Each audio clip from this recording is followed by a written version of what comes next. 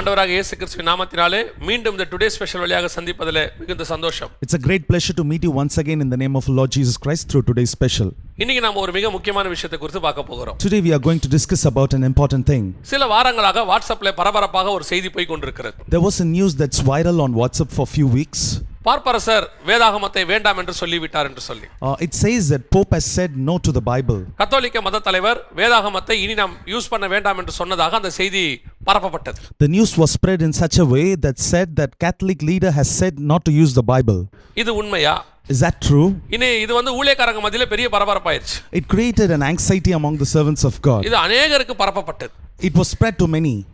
எனக்கு ஒரு 10 நாள் ஆச்சு. It's been 10 days since this message had come to ஆனாலும் me. இந்த செய்தியினுடைய உண்மைத்தன்மையை நான் கொஞ்சம் ஆராய வேண்டியிருந்தது. But I just wanted to know the authenticity of this particular news. ஏன்னா வலைத்தளத்துல உண்மை செய்தியை விட பொய் செய்திகள் அதிகமாக பரப்பப்படுகிறது. Because on the internet you'll be finding fake news instead of the true one. இப்போ அத போய் பார்த்தபோது இந்த செய்தி எதுல வந்திருக்கு அப்படினு கேட்டிங்கனா the news.com அப்படிங்கறதுல வந்திருக்கு. This news has come on a website called as news.com. இந்த வலைத்தளத்தினுடைய அதாவது அது வலைத்தளத்துல வரக்கூடியதான ஒரு செய்தி சேனல் அது. It's a news channel on the website. So அந்த particular சேனலை பத்தி போய் பாக்கும்போது அது உண்மை தன்மை வாய்ந்தது அல்ல. On analyzing this particular channel, it's not an authenticated one. அதிலே கீழ என்ன போட்டுருக்காங்க not real so funny அப்படினு போட்டுருக்காங்க. It's mentioned in that website, it's not real but so funny. அதுல என்ன சொல்லி இருக்காங்கன்னா பார்ப்பரசர் இனி வேதாகமத்தை பயன்படுத்த வேண்டாம், பழைய ஏற்பாட்டை நம்ம ஒதுக்கிடுவோம்னு சொல்லி இருக்காரு. They are mentioning that Pope has said not to use the Bible and to reject the Old Testament. 2000 வருஷமா இருக்க கூடியது, அதனால நம்ம புதுசா ஒன்னு கொண்டு வருவோம், வேற ஒரு புக் கொண்டு வருவோம் பேசனதாக அதுல இருக்கு. It's mentioned that this book is 2000 years old, so let's make another one new. முதலாவதாக நான் சொல்லுகிறேன், இது 100% பொய் செய்தி. Firstly, let me tell you that it's 100% fake. பார்ப்பரசர் அப்படி எதுவும் பேசவில்லை. Pope didn't speak anything like that. இது அவர் பேர்ல சொல்லப்பட்டதான ஒரு அவதூறான செய்தி. This was an evil report that was spread in his name. இரண்டாவது, secondly, ஏன் இப்படிப்பட்ட செய்தி பரப்பப்படுகிறது? why such news are getting spreaded? பார்ப்பரசரை குறித்து பார்க்கும்போது ஏற்கனவே இதே மாதிரி நிறைய விஷயங்களை அவர் உண்மையாக பேசி இருக்கிறார்.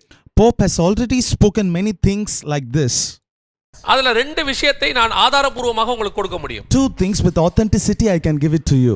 முதலாவதாக அவர் சொன்னது என்னவென்று சொன்னால் ஓரின சேர்க்கையாளர்களை திருச்சபையில சேர்த்துக் கொள்ள வேண்டும் என்பது. Firstly, he said that homosexual people should be accepted in the church. இந்த ஓரின சேர்க்கையாளர் குறித்து வேதாகமம் என்ன சொல்லுகிறது என்று சொன்னால் சேர்த்துக் கொள்ள கூடாது என்று சொல்லுகிறது. The word of God says you should not accept homosexual people in the church. இப்போ அவர் என்ன சொல்றாருன்னா அதை கொஞ்சம் மாடிஃபை பண்ணி அவங்களே நம்ம சேர்த்துக்கணும். Now Pope has slightly modified it and said we should accept them. எதனால அப்படினு கேட்டிங்கன்னு சொன்னா திருநங்கைகளை போல இவர்களும் சரீர குறை உள்ளவர்கள் அப்படினு ஒரு ஸ்டேட்மென்ட் கொடுத்திருக்கார். The reason being he says that they are equivalent to that of eunuchs and has deficiency in their body. திருநங்கைகளுக்கும் இவர்களுக்கும் ஒரே காரியம் தானா அப்படினு பாத்தீங்கன்னா இல்ல. If you could consider the criteria between the eunuchs and the homosexual people, it's not same. திருநங்கைகள் இயற்கையாகவே சரீரத்துல குறைபாடு உள்ளவர்கள்.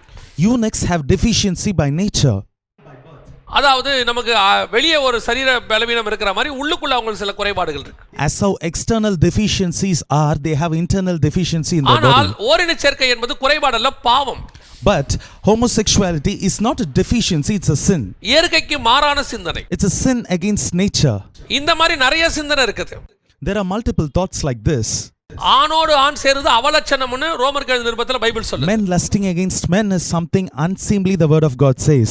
அப்படி நீங்க இத சரின்னு சொல்லிட்டீங்கன்னா, if you say okay to it, இப்ப கனடா அரசாங்கத்துல ஒரு சட்டம் இயற்றிக்கிறதாக சொல்லப்படுது. It's been said that there was a new rule at Canada. அதாவது மிருகத்தோடு புணர்வதும் தவறில்லை அப்படினு சொல்லப்படுகிறது. எனக்கு 100% தெரியாது எனக்கு. I don't know if it is 100% true, but it says that you can have sex with an animal. அப்படினாலும் அதுவும் சரின்னு ஆயி போயிடும். Should that be so, it will also become okay. இது இயற்கைக்கு மாறான சிந்தனை. This is something against nature. இது பாவம். This is a sin. இது கூடாது. It shouldn't be there. திருநங்கைகளுக்கும் இவங்களுக்கும் வித்தியாசம் இருக்கு. There's a difference between the eunuch and the homosexual people. இரண்டாவது அவர் சொன்ன மிக முக்கியமான விஷயம் என்னவென்றால், secondly, the news what he has said is that உலகம் உண்டான விதம், the way in which the earth was formed. நாம தேவன் உலகத்தை உண்டாக்கினார் என்று நாம் பார்க்கிறோம். We see that God has created the world. ஆதியாகமம் அப்படிதான் சொல்லுது, ஆதியிலே தேவன் வானத்தையும் பூமியையும் சிருஷ்டித்தார். In the book of Genesis we read in the beginning God created the heaven and the earth. ஆனால் 18ஆம் நூற்றாண்டுகளிலே இதற்கு எதிர்ப்பாக ஒரு கொள்கை கொண்டு வரப்பட்டது. But in the 18th century there was a theory which came against it. Charles Darwin அவருடைய கூற்று என்ன சொல்லுச்சுன்னா, உலகம் உண்டாக்கப்படவில்லை, அது வந்து பரிணாம வளர்ச்சி அடைந்தது சொன்னார். Charles Darwin said the earth was not created but it came out of evolution. இந்த பரிணாம வளர்ச்சி கொள்கை வந்து பரபரப்பாக பேசப்பட்டது. The theory of evolution was spread like anything. அந்த பரிணாம வளர்ச்சியினுடைய கடைசி தான் மனுஷன் குரங்கிலிருந்து வந்தான். The end of the theory of evolution is that which said that man came from a monkey. ஆனால் இன்னை வரைக்கும் மனிதன் குரங்கிலிருந்து வந்ததுக்கான எந்த விதமான ஆதாரம் இல்லை. But till today we don't have any proof that man came from a monkey. அந்த குரங்கினுடைய குரோமோசோமுக்கும் மனிதனுடைய குரோமோசோமுக்கும் நிறைய வித்தியாசங்கள் இருக்கு. There are many differences between the chromosome of a monkey and the chromosome of a man. அந்த உண்மையில்லாத செய்தியை இந்த உலகம் பரப்பி அதை நம்ப வைத்து விட்டது. It was a fake news and the world spread it and make it become as a true one. ஆனா ஒன்று நான் சொல்வேன், பொய்யை நிரூபிக்க முடியாது. But let me say you one thing, we cannot prove a lie. மீண்டும் மீண்டும் சொல்லி நம்ப வைக்க முடியும், அவ்வளவுதான். You can speak a lie again and again and make someone believe, that's it. ஆனால் உண்மை ஒரு நாள் நிரூபிக்கப்படும். But one day truth will be made manifested. இந்த வருஷம் உலகம் பரிணாம வளர்ச்சி அல்ல, உலகம் உண்டானதுதான் என்பதை நிரூபித்திருக்கிறார்கள். This year they have proved that earth has been created and not evoluted. பரிணாம வளர்ச்சியின்படி உலகம் சூரியனிலிருந்து உண்டானது. As per the theory of evolution, earth came out of a sun. இப்போ என்ன கண்டுபிடிச்சிருக்காங்கன்னா பூமி தண்ணில இருந்தா வந்துச்சுங்கறத கண்டுபிடிச்சிருக்காங்க. Now they have found out that earth came from waters. ஆனா பார்ப்பரசர் என்ன சொன்னாருன்னா, இந்த பரிணாம வளர்ச்சி கொள்கை தவறல்ல, கர்த்தர் பரிணாம வளர்ச்சி மூலமாகத்தான் உலகத்தையே உண்டாக்கினார்னு அவர் சொன்னார்.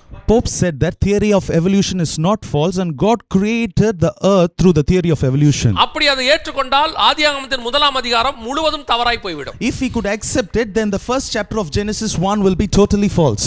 வேதாகமத்துல ஒரு வசனம் தவறுன்னு சொல்லிட்டாலே முழு வேதாவும் தவறுன்னு சொல்லிடுவாங்க. If they say one verse in the Bible is false, then they'll say the entire Bible is false. இந்த 6000 வருஷமா பைபிள் தப்புன்னு ஒரு இன்ச் கூட நிரூபிக்க முடியல யாராலையும். These 6000 years none of them have ever tried to prove that Bible is false by an inch. இனிமேலும் நிரூபிக்க முடியாது. They can't try to prove it henceforth. ஏனா அது சர்வ வல்லமையுள்ளவருடைய வார்த்தை. Because it is the word of the Most High. அப்படி இருக்கும்போது இவர் சொன்ன இந்த வார்த்தை பெரும் பரபரப்பை ஏற்படுத்தியது. In that case the word what he spoke created an anxiety. குறிப்பாக இந்த பார்ப்பரசர் வந்த பிறகுதான் இப்படிப்பட்ட காரியங்கள் அதிகமாக பேசப்பட்டது. Especially only after this particular pope came, things were spoken like this. அதனால தான் இந்த செய்தி வந்தபோதும் இவர் இப்படி பேசி இருப்பார் என்று உலகம் நம்பிவிட்டது. That's why when this news was spread, they thought it is true.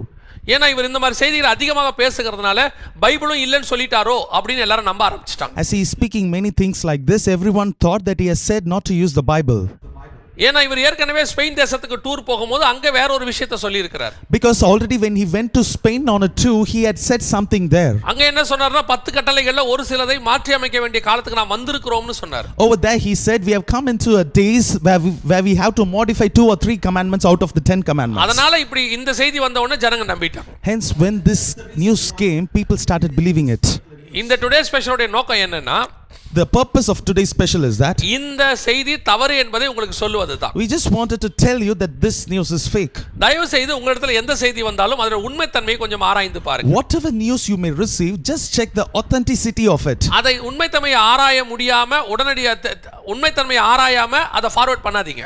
Unless and until you know the authenticity of that particular news, don't forward it. நீங்க அப்படி பண்ணும்போது ஒரு துர்ச்செய்தியை பரப்புறீர்கள் அப்படிங்கறதை நீங்க புரிஞ்சுக்கணும். If you are doing like that, just remember that you are spreading an evil report. நீங்க என்ன சொல்வீங்கன்னா, எனக்கு தெரியாது, நான் ஃபார்வர்ட் தான் பண்ணேன் அப்படி நீங்க ஒதுங்க பாப்பீங்க. You will say, I don't know, I have just forwarded it. ஆனால் அந்த துர்ச்செய்தியை பரக்குறதுல உங்களுக்கும் பங்கு இருக்குன்னு அர்த்தம். But just remember, even you have a part in spreading an evil report. இந்த மாதிரி செய்தி வரும்போது அந்த வலைத்தளங்களுக்கு போய் கொஞ்சம் ஆராய்ச்சி பண்ணி பாருங்க. When you receive such news, just go to the website and search for the authenticity. எனவே இந்த செய்தி தவறு, This news is fake. இனிமேல் இப்படிப்பட்ட செய்தி வந்தாலும் ஆராய்ந்து பாருங்கள். Even if some news comes like this in the future, just examine it. கர்த்தருக்கு சித்தமானால் இன்னொரு டுடே ஸ்பெஷல் வழியாக உங்களை நான் சந்திக்கிறேன். If it is the will of God, I'll meet you once again through another today special. God bless you. God bless you. நம்முடைய HLM app இப்போது updated version வந்திருக்குது. The updated version of our HLM app has come. நீங்க அதை போய் update பண்ணிக்கொள்ளுங்க. You can go and update it. Maybe உங்களுக்கு notification கூட வந்திருக்கும். You might have even received the notifications. God bless you. God bless you.